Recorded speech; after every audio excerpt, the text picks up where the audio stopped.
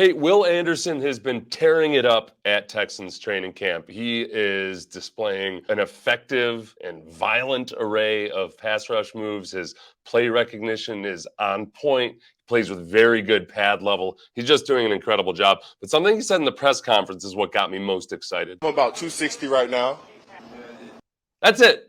I know D'Amico's about to talk, but 260, that's exactly where he needs to be. Nick Bosa is listed generally at about 263. Will Anderson was listed at 243 at Alabama, probably played a little bit heavier than that, but that's Micah Parsons' weight. And the thing that I was concerned about was that Will Anderson is not the same type of athlete as Micah Parsons. Will is an incredible athlete, don't get me wrong, but he is more on the size, strength, and speed all combined into one, where Micah Parsons is a freak athlete, but a much faster guy than Will Anderson. That's how he gets away with playing in the 240s, even though he wants to be a little heavier this year. Will Anderson at 260 plus, looking like he does now, he doesn't look any bulkier. He looks fast as hell through a week and a half of camp, and I'm very excited about it. He's big enough to the point where D'Amico's actually asked about whether or not Will Anderson would play down inside at defensive tackle. We'll get to that. When we get to that, if he plays inside him, that's not a given that he'll be there. So quit asking questions, Brooks Cabina. That's what D'Amico is saying right there. Here's the full answer that Will Anderson gave about his increased body weight. About 260 right now. I feel good, feel explosive. Strength staff and nutrition has been doing a really good job of helping me balance, my meals and workouts and everything like that. So I feel great. It's not like Alabama doesn't have a great strength and conditioning program, but Will Anderson was playing outside linebacker, moved down to defensive end, but was still doing stuff from a 2-point stance, dropping off into coverage a lot. He's not going to be asked to do much of that at all. They're going to simplify this. If he does play down inside, it will be on pass rush downs, which is fine because Will Anderson is really, really good in close quarters, much more so than a lot of other converted outside linebackers to defensive ends. He's shown a real aptitude for it. D'Amico is also asked about just what it is that Will Anderson's been doing so well. It's this relentless mindset of how he attacks each day. He comes out with a relentless motor. He plays with a physical mindset every play. And everybody around, they can just look at Will and see how we need to practice. Right? What does it look like if you want to be a great player? You have to work that way. And playing the end position, now the difference is now we'll play primarily with our hand in the dirt, different from when he stood up in college. But the main difference is just he's going to be attacking. Right? We don't want him coming off, reading, playing slow. The main thing we want him to do is play as fast as possible so he can go make plays for us. We're not going to slow him down.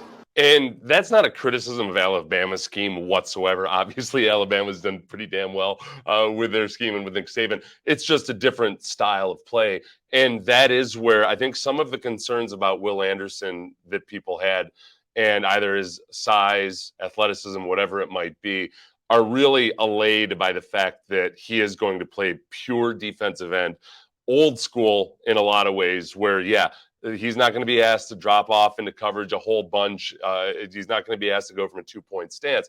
He went from a 3-point stance in college, plenty, as he'll explain here in a second. But it's just that this will be what he primarily does without all of the other concerns. And with, frankly, a lot of times in college, he was reading and reacting instead of just firing off the ball. He was in absorb, read, react mode, which doesn't yield as much production, which is crazy because he had an incredible amount of production. So that's why I get excited about this. Here he is talking about the difference between the way he was used in Alabama and the way he's going to be used in Houston. Like in high school and even when I was at Alabama, I've always played with my hand in the dirt. In high school I was predominantly defensive end. I never played outside linebacker until I got to Alabama.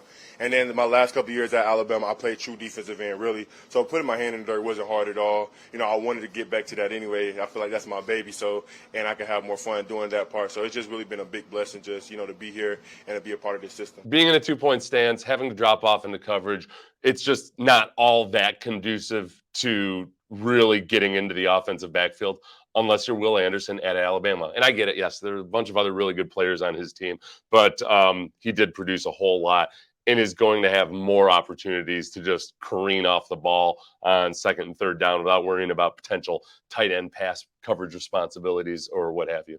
I also thought this was interesting, and this got me excited too. He was just asked about what routine he has developed for watching film and learning about the opponent. Coach Jock has really done a good job, and Coach Rod has really done a good job of helping us dissect the film, whether it's your get off, hand placement, keying the ball, keying the man, what sets the tackle give you, what his hand's doing. So just dissecting the film even better. So those are some of the places where I've learned to get really better at.